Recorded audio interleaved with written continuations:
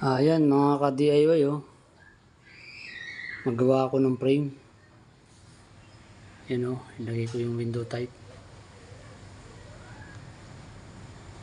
Para kahit pa paano makatipid tayo sa labor.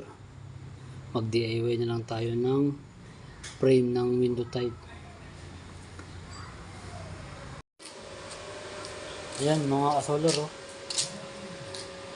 Makatipid tayo ng labor sa paggawa ng frame. Ayan oh, kahit gabi na siya. Battery ng aking inverter. Kayang-kaya kahit mag-welding ako. Naabot pa rin hanggang umaga. Kaya ito, magkabit ako pa ng isang aircon sa isang kwarto. Kayang-kaya pa ng aking battery.